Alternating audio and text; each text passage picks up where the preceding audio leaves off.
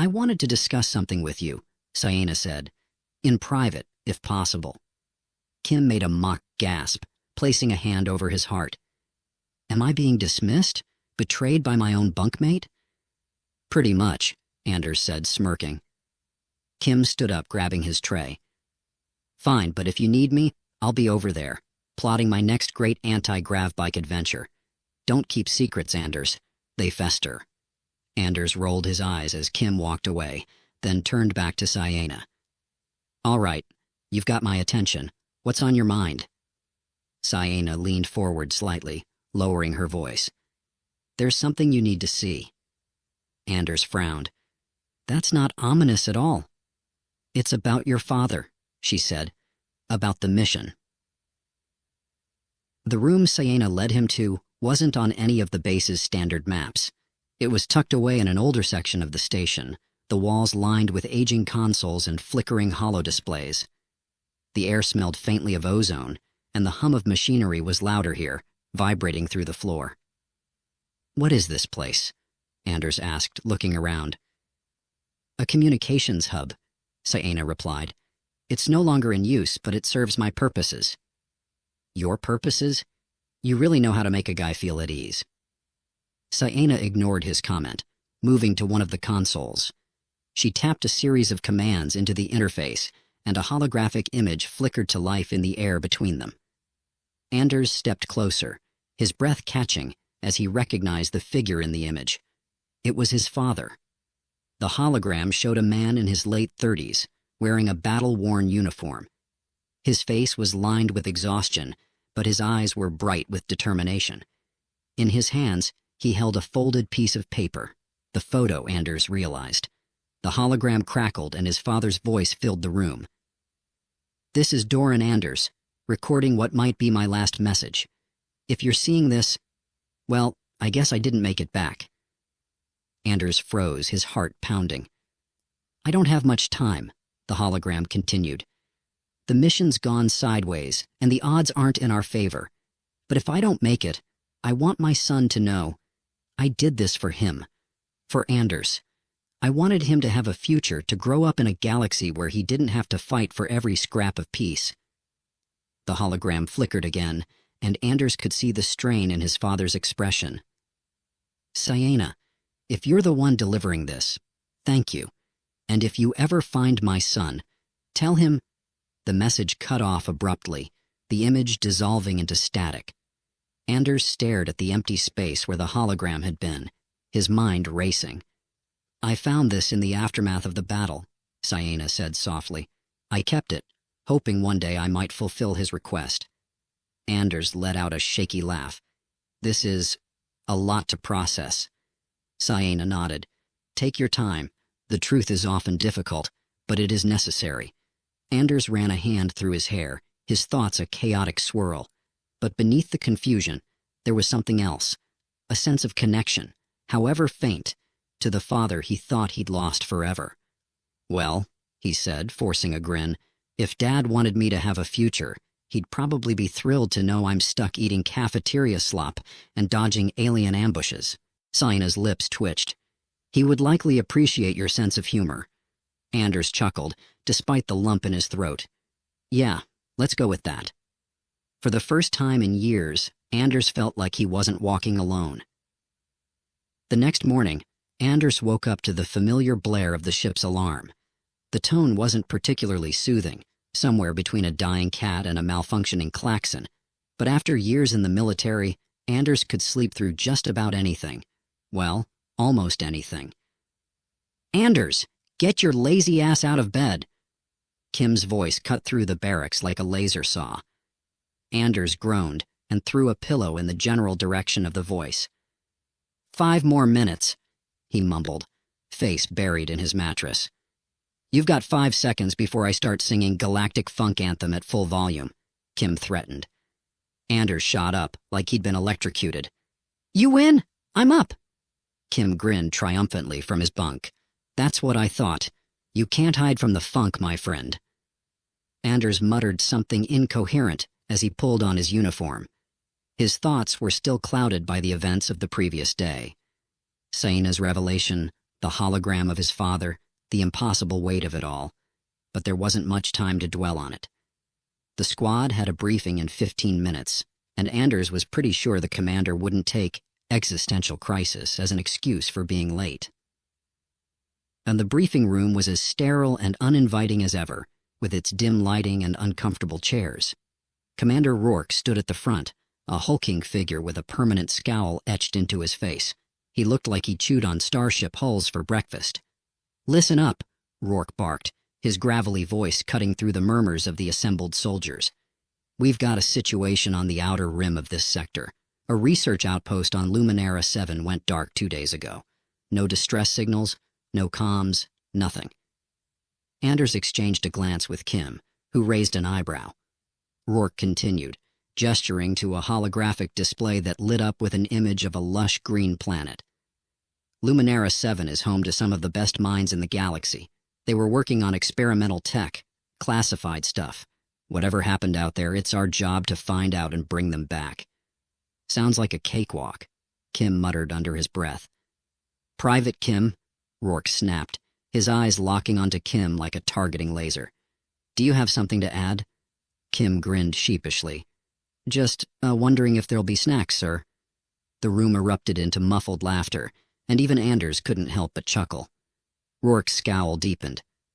"I'll make sure to pack you a juice box, Private. Now shut up and listen." Kim leaned over to Anders, whispering, "Totally worth it." By the time they arrived at Luminara 7, the mood had shifted from playful to tense. The planet loomed outside the viewport, its emerald surface dotted with swirling clouds. Anders sat in the dropship, his hands gripping the safety harness as they descended through the atmosphere. Across from him, Sienna was quiet, her gaze focused on the distant horizon. "You've been here before?" Anders asked, breaking the silence. "Yes," she said, briefly. "My people have little interest in planets like this." "Too green for you?" "Too quiet," she replied. "Silence often hides danger." Kim, sitting beside Anders, leaned in. "So what you're saying is, we're flying into a death trap?" Sienna didn't respond, but her silence was answer enough. "Great," Kim said, sinking back into his seat. "I love death traps." The outpost was eerily quiet when they landed. The structure was a sleek, modular design, its silvery walls reflecting the surrounding jungle. There were no signs of life, no lights, no movement, nothing. "Stay sharp," Rourke ordered as the squad fanned out. Anders followed Kim and Sienna toward the main entrance. The doors were sealed, but Kim made quick work of the control panel, muttering, "Piece of cake," as the locks disengaged. The interior was just as unsettling as the exterior. The lights flickered sporadically, casting long shadows across the walls. Equipment lay scattered across the floor, and there were scorch marks near the central console. "Well, this isn't ominous," Anders said, his voice echoing slightly. "Understatement of the year," Kim replied. As they moved deeper into the facility, Anders couldn't shake the feeling that they were being watched. The air was thick with tension, and every sound seemed amplified. The hum of their equipment, the crunch of boots on the floor, the faint buzz of distant machinery. They reached what appeared to be the main lab. Sienna paused at the doorway, her expression unreadable. "What is it?" Anders asked. "This technology," she said, gesturing to the consoles and equipment. "It's unusual." "Unusual how?" Kim asked. "Like, gonna explode in our faces unusual?" Sienna didn't answer immediately. She moved to one of the consoles, her fingers brushing over the controls. The screen flickered to life, displaying a series of complex diagrams and equations. "This," she said, pointing to the display, "is not human in origin." Anders frowned. "What are you saying? That the researchers were working with alien tech?" "Or trying to reverse engineer it," Sienna said. "Poorly." Kim let out a low whistle. "Well, that explains the scorch marks." Before anyone could respond, a loud crash echoed through the facility. The team froze, weapons raised as the sound reverberated through the halls.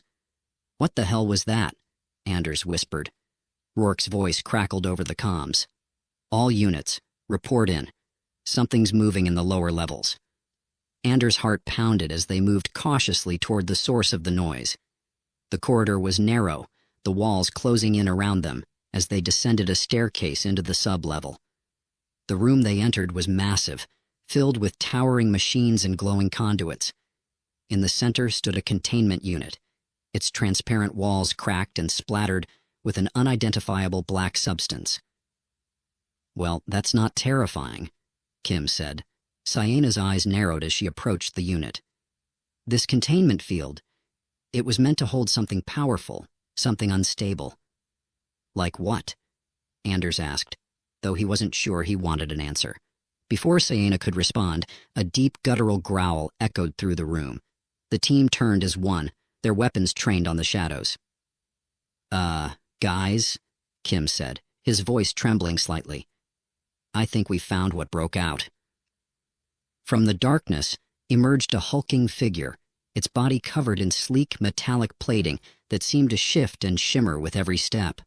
Its eyes glowed a piercing blue, and when it opened its mouth, rows of jagged teeth glinted in the dim light. Anders swallowed hard. "So, does anyone have a plan?"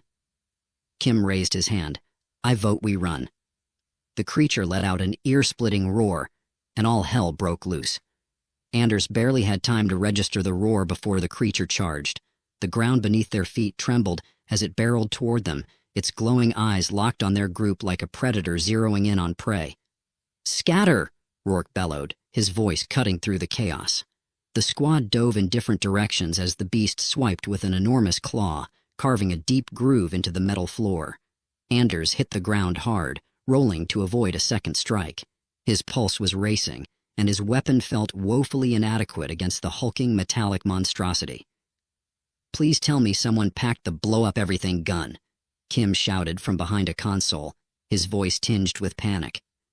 "Working on it," Rourke growled, firing a few rounds that barely scratched the creature's shimmering armor. Anders ducked behind a support pillar, his mind racing. "Ciena, any ideas? You seem to know a lot about alien tech." Ciena, crouched near a damaged terminal, didn't look up. "This is not technology. It's biology enhanced with technology. A hybrid construct." "Great," Anders muttered. "So it's basically a really angry cyborg tiger?" Ciena tilted her head, considering. A crude analogy, but not inaccurate. The beast let out another deafening roar, swinging its tail into a stack of machinery. Sparks flew as the equipment shattered, the sound of tearing metal echoing through the room. Kim popped up from his hiding spot long enough to fire a few rounds. "You know, I'm starting to think we should have stayed in the cafeteria. At least there, the worst threat was the curry." "Focus, Private," Rourke snapped, but even his voice carried a hint of strain. The creature's movements were almost hypnotic, its metallic plating shifting and shimmering like liquid as it absorbed incoming fire. Anders fired a burst from his rifle, aiming for what looked like a joint in its armor, but the bullets ricocheted harmlessly. "This isn't working," Anders shouted. Ciena stood suddenly, her eyes fixed on the containment unit they'd found earlier. The containment field, it was designed to neutralize this creature.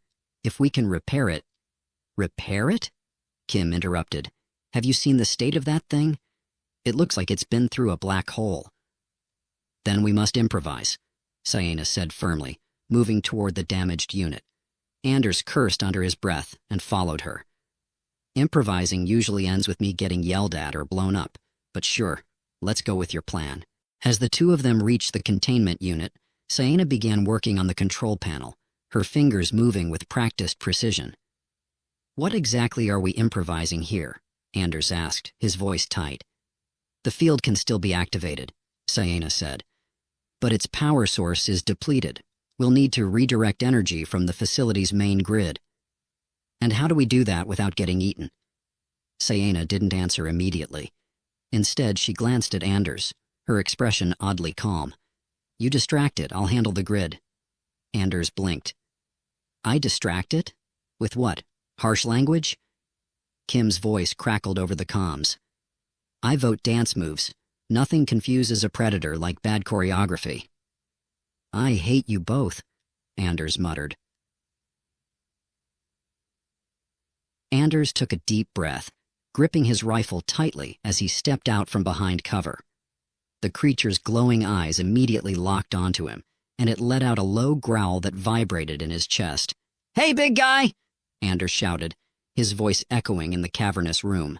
"Over here! Yeah, that's right, I'm talking to you!" The beast hesitated for a moment, as if confused by the sudden boldness. Then it charged. Oh crap, oh crap, oh crap. Anders turned and ran, weaving between the scattered debris as the creature gave chase. Its heavy footsteps thundered behind him, each one sending a jolt through the floor. Kim's voice crackled in his ear. "You're doing great, buddy. Real hero stuff." "Shut up, Kim," Anders snapped, narrowly avoiding a swipe from the creature's claws. Meanwhile, Sienna worked quickly, her focus unshaken despite the chaos around her. The console in front of her sparked as she rerouted power, the screen flickering with warning messages in a dozen different languages. "Sienna," Anders panted over the comms, "anytime you're ready." "Almost there," she replied, her tone steady. The creature roared again, this time swinging its tail in a wide arc. Anders dove to the ground, the tail missing him by inches and slamming into a wall instead. "Definitely going to need a chiropractor after this," he muttered, scrambling to his feet.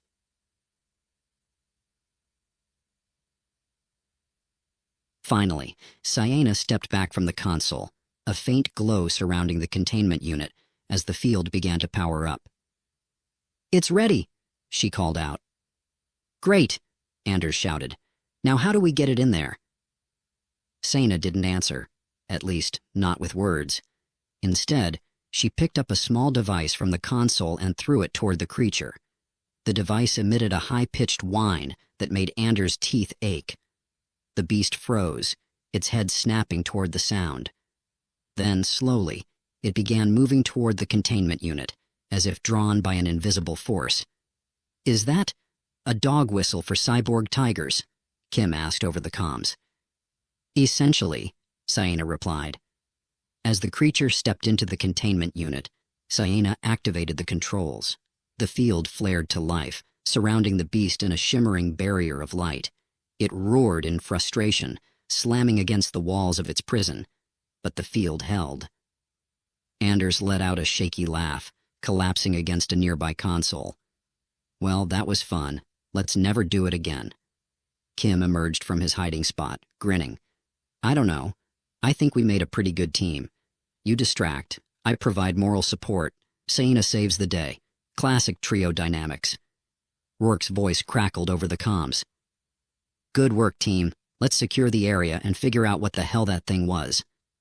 Anders glanced at Sienna, who was studying the creature with a thoughtful expression. "Any guesses?" he asked. "Many," she said, none of them comforting. Kim clapped a hand on Anders's shoulder. "Cheer up, man. At least you didn't die horribly. That's a win in my book." Anders chuckled, despite himself. "Yeah, I guess it is." As they began packing up, Anders couldn't shake the feeling that this was just the beginning. Whatever secrets Luminara 7 held, they were far from uncovered. And he had a sinking suspicion that his father's past was somehow tangled in it all. The containment unit hummed softly, a strange counterpoint to the lingering tension in the room. The cyborg beast was subdued, its glowing eyes dim, but still watching them from within its shimmering prison. Anders leaned against a console, feeling the weight of exhaustion settle over him. Every muscle ached, his uniform was torn in a dozen places, and he was pretty sure he had a bruise forming on his left kidney. But they were alive, somehow. "All right," Kim said, breaking the silence. "So who gets to explain this mess to command? Because I vote not me." Rourke's scowl deepened, which was impressive given his usual baseline. "Nobody's explaining anything until we know what the hell this thing is." He pointed to Sienna. "And you, alien lady, start talking. What do you know?" Sienna didn't bristle at the demand. Instead, she remained calm, her gaze fixed on the creature as if seeing something the rest of them couldn't. "This hybrid is a byproduct of ancient technology, not of my people, but from those who came before." "Came before?" Anders asked, frowning. The architects, Sienna said, her voice soft, almost reverent. An extinct species that once spanned the galaxy. They were masters of creation, melding biology and technology in ways that even we cannot replicate. This creature is their remnant, a guardian perhaps, or a weapon left unfinished. Kim tilted his head. So, we're dealing with a superweapon from a race of super nerds who are super dead? Rourke shot him a glare. Private. Just trying to lighten the mood, sir, Kim said with a grin. As they secured the area, Anders felt the pull of the hologram room. He didn't know why. Maybe it was curiosity, or maybe he just needed answers to the questions still swirling in his mind. He found himself standing in front of the console once again, staring at the blank space where his father's image had appeared. Sienna joined him, her presence quiet but grounding. You seek more answers? Anders nodded. It's just hard to believe. My dad, working on alien tech? And now all this. He gestured to the room around them. It doesn't make sense. Perhaps, Sienna said, it is not about understanding everything. Perhaps it is about what you choose to do with what you've learned. Before Anders could respond, the console flickered to life. Sienna stepped forward, her fingers brushing over the controls. The hologram reappeared, not his father this time, but a map of the galaxy dotted with glowing points of light. What is this? Anders asked. Coordinates, Sienna said, her voice filled with quiet wonder. Locations of other remnants. Kim's voice crackled over the comms. Hey, guys, we've got company topside. Like, a lot of company. When Anders and Sienna emerged from the lab, they were greeted by the sight of sleek, angular ships descending through the jungle canopy. Their hulls shimmered like liquid, and their weapons bristled with alien menace. Well, Kim said, standing beside Rourke, this just keeps getting better and better. Sienna's expression darkened. They are not of my people. Who are they? Anders asked. Raiders, she said. Collectors of ancient technology. They will not leave without the hybrid. Guess they're going to be disappointed then, Rourke said, cocking his weapon. Everyone, prepare to defend the outpost. The battle that followed was chaos. The raiders were fast, their weapons strange and deadly, but the squad held their ground. Sienna fought alongside them, her movements fluid and precise, her energy weapon cutting through their ranks with ease. Anders found himself in the thick of it, his rifle blazing as he covered Kim, who was trying to rig up a trap using some of the outpost's damaged equipment. Tell me this is gonna work, Anders shouted over the din. Define work, Kim replied, sweat dripping down his face. I'm gonna kill you if we survive this. Fair enough.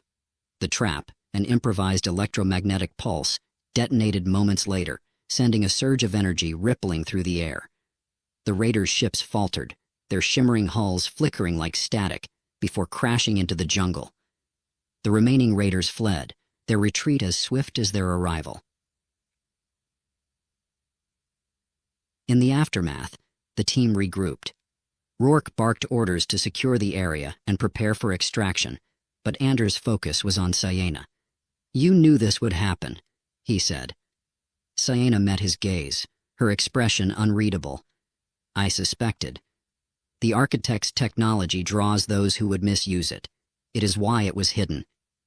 And now it's not hidden anymore, Anders said. No, she agreed. But perhaps it is better this way. Anders frowned. How do you figure? Sienna placed a hand on his shoulder, her touch surprisingly gentle. Because you, Anders, are not your father. You can choose a different path.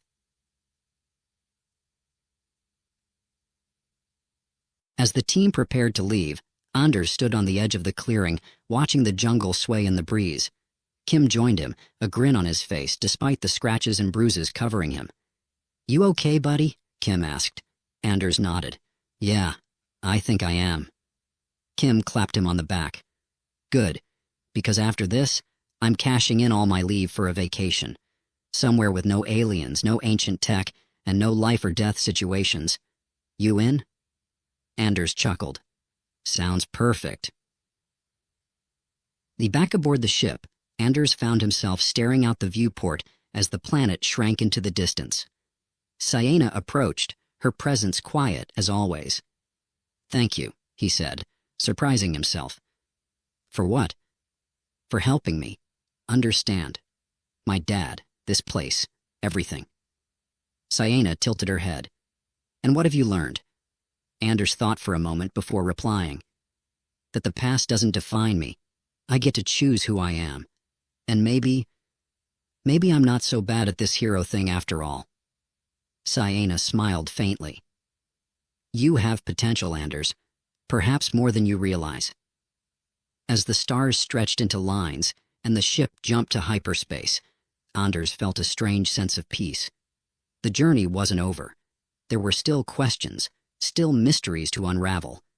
But for the first time, he felt ready to face whatever came next. And somewhere, in the back of his mind, he could almost hear his father's voice. "Do you remember me, son?" Anders smiled. "Yeah, Dad. I remember."